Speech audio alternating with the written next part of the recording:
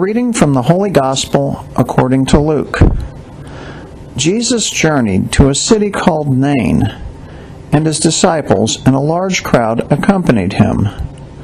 As he drew near to the gate of the city, a man who had died was being carried out, the only son of his mother, and she was a widow.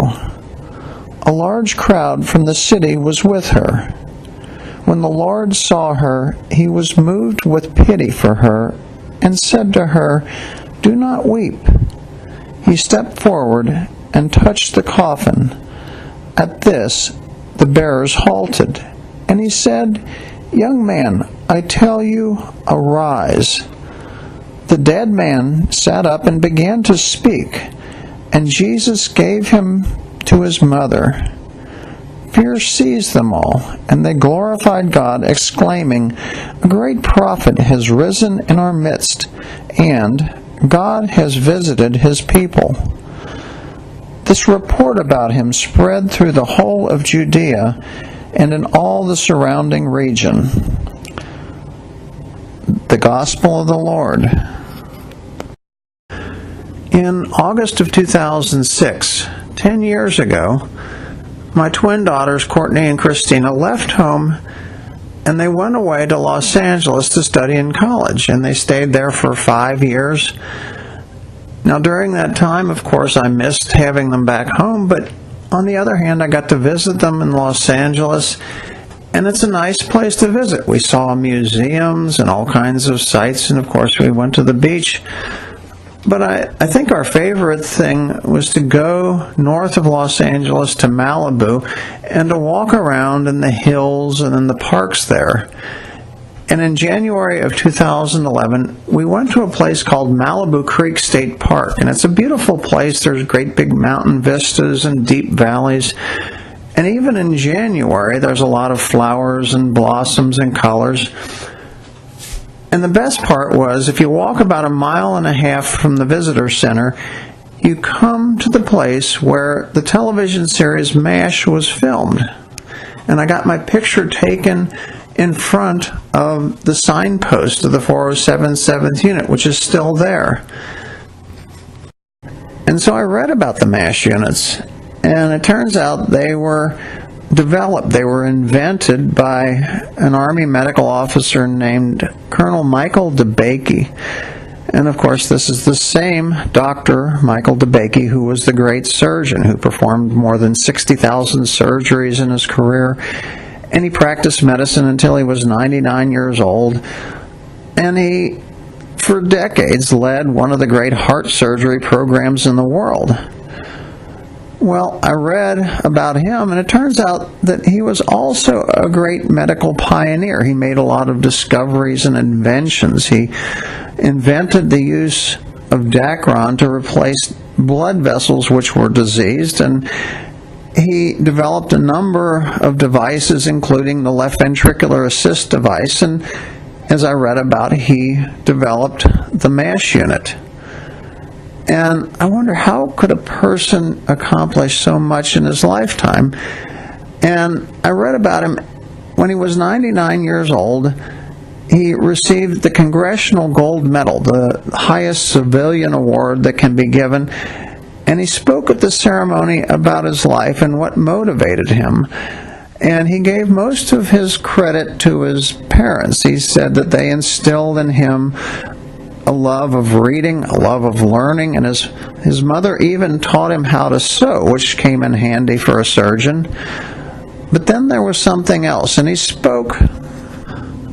We had an orphanage near Lake Charles, Louisiana, where I lived, and every Sunday we would go out after church to visit the orphanage. My mother would cook things and repair our clothes we had outgrown to give them to the orphans.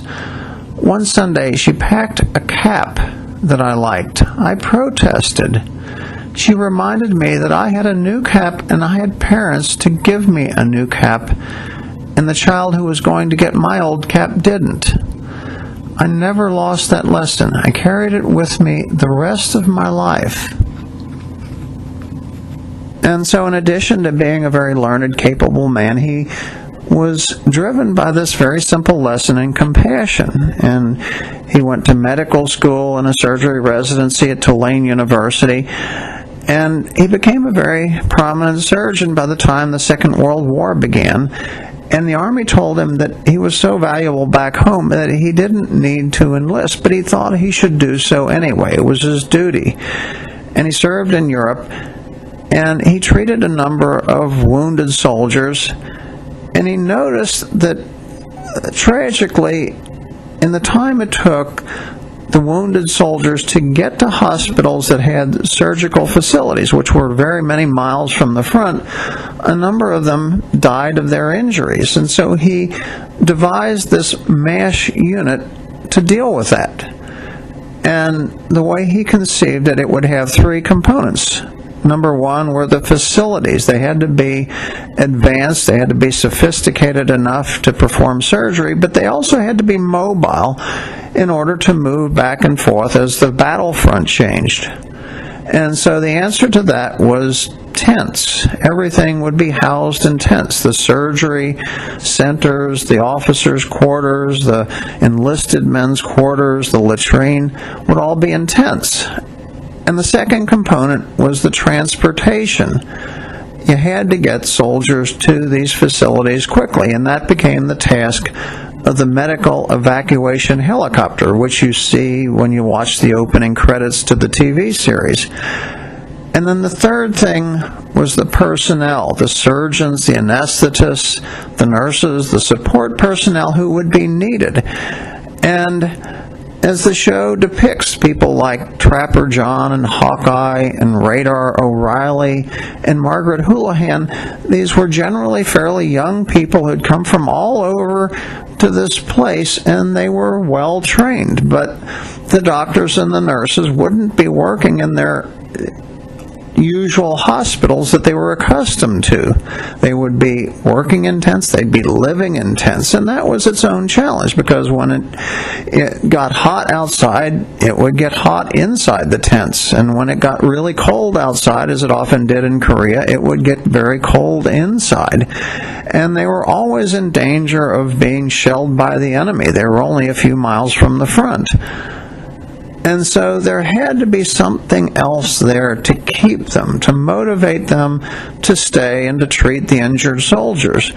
And Dr. Deacon, he believed that these young people would have the same compassion that drove him in his career. Perhaps they would have received their own baseball cap lesson when they were growing up. And as the television show depicts, these young people were sometimes irreverent, they were sometimes disrespectful, they didn't get along with the Army ways very well, but they stayed and they did their job. And there's one statistic that tells how well they did their job. Of all the wounded soldiers who came to the MASH unit, 97.5% of them survived. And so we can say, just like the young man that we hear about in today's gospel, they were returned to their families. So we come to today's gospel, and we hear about our omnipotent Savior who can do everything he wishes. And he sees this young man who has died, this widow's son. She's going to have nothing.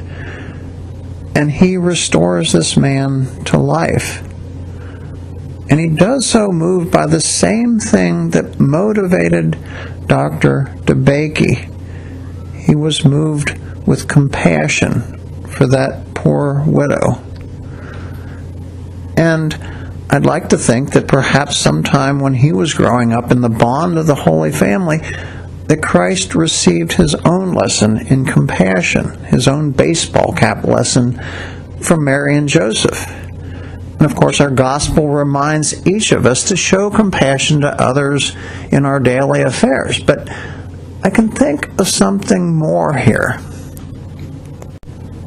I can look at that picture of myself standing in front of that MASH 4077 signpost out in California.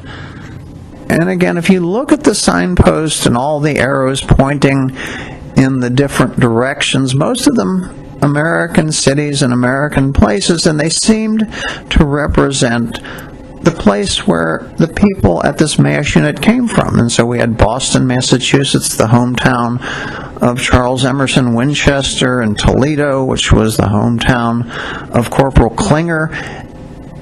And it reminded me that back where they came from, each of these people was capable of doing good, but it was only assembled together at this one place, at this one time, that they were able to perform this duty of restoring these wounded soldiers so that they could go back home again.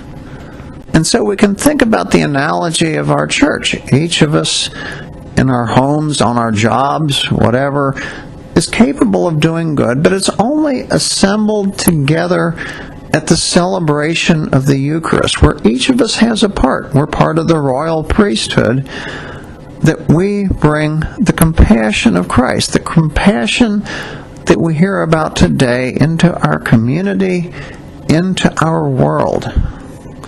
And we believe, we are taught, that it is through this Eucharistic celebration that our compassionate Lord, the bread of life, comes forth to save all who come to Him, 100%.